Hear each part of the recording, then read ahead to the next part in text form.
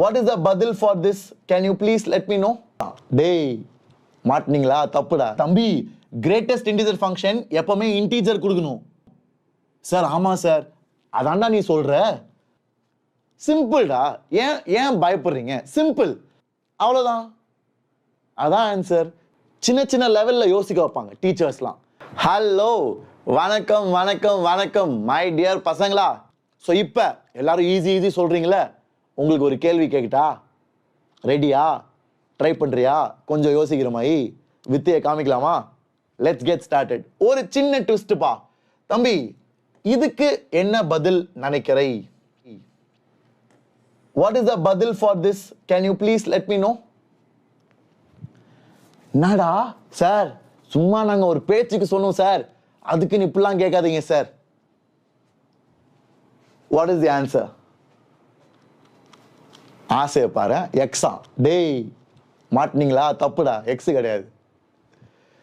X கிடையாதுடா. How will it be x? What are you saying?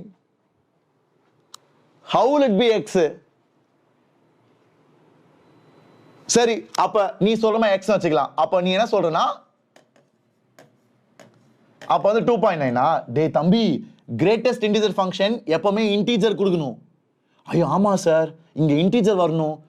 அப்ப எப்பறம் 2.9 வரும்? Sir ஆமா சார், அதான்டா நீ சொல்ற. அப்ப நீ சொன்னது தப்பு இல்ல? அப்ப நீ சொன்னது தப்பு இல்ல?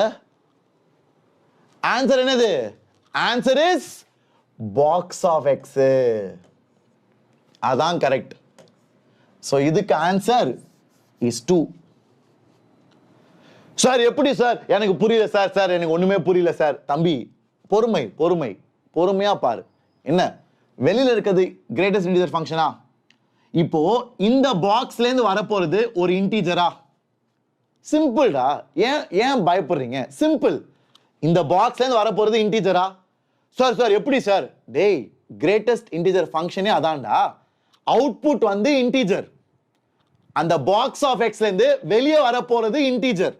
அப்போ இந்த பாக்ஸ் ஆஃப் எக்ஸ் இன்டிஜரா? இது இன்டிஜரா வெளியே வந்தா அப்போ ரெண்டாவது பாக்ஸ் பிரயோஜனமே இல்லை. ஏன்னா இது இன்டிஜர்னா அதே ஆன்சர் தான் வெளியே வரும். அவ்வளோதான். அதான் ஆன்சர். சின்ன ட்விஸ்ட். இந்த மாதிரி தான் I want you to start thinking. இப்படி தான் நீ யோசிக்க ஆரம்பிப்ப. இப்படி தான் டாப்பர்ஸ்லாம் 10th 9th படிக்க ஆரம்பிப்பாங்க. சின்ன சின்ன லெவலில் யோசிக்க வைப்பாங்க டீச்சர்ஸ்லாம். டீச்சர்ஸ் என்ன பண்ணுவாங்க, இந்த மாதிரி தூண்டி விட்டு அவங்கள யோசிக்க வச்சு they will go to next level.